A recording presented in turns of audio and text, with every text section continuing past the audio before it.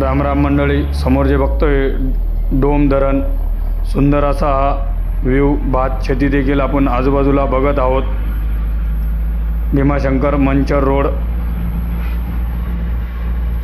तुम्हाला या घाटाचा आनंद घ्यायचा असेल तर भीमाशंकरला जाताना आपण या घाटाचा आनंद देखील घेऊ शकतो. सुंदर असा हा नजारा आहे.